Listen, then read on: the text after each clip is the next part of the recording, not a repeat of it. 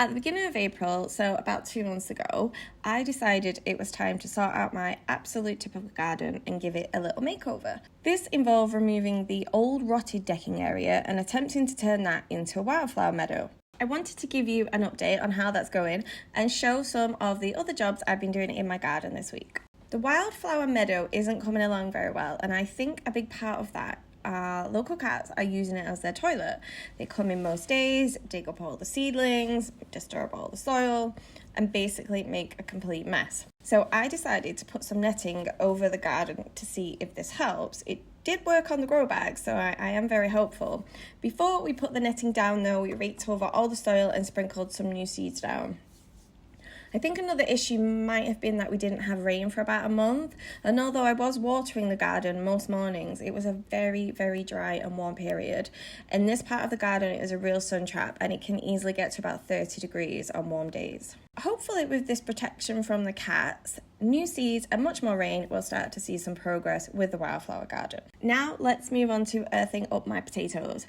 I'm growing all my potatoes in these fabric grow bags and they've really started to come up now. I planted them on the 2nd of May, so I think they're on track looking at the size of them. Last year, once the stems got to around 10 centimetres, I added more soil, but they ran away with me a bit this year, so I've just had to fill the bags up mostly to the top. I know it's a discussed topic in the gardening world whether you actually need to earth up your potatoes or not. I did it last year and I got I think a good harvest, so I just wanted to stick with what I know and do it again this year. And I kind of get why they do it, because if you look at the tiny hairs growing along the stems, then these become roots and grow more potatoes, so it kind of does make sense to me. Do you earth your potatoes or do you just leave them? Let me know in the comments. Hi, Hayley here. If you're enjoying this video, please do give it a thumbs up and please subscribe to the channel. Thank you. Next up, I thought I would repot my cornichons. If you're not familiar with cornichons, they're little tiny cucumbers. Some call them pickles, but they're so tasty. I eat them by the jar, so I'm excited to try and grow my own. I think I potted them into a pot that was too big, and they're putting all their energy into filling the pots with roots instead of actually growing the plant. I washed up all these pots to use using hot soapy water, making an absolute mess in the process. But then once I'd potted up the first plant, I realised that these pots are just as big really, and they're using almost the same amount of soil.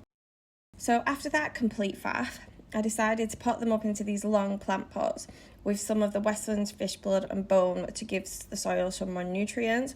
I then used chopsticks and tied them up to add some stability. Some do look a little bit sad. I'm hoping they bounce back.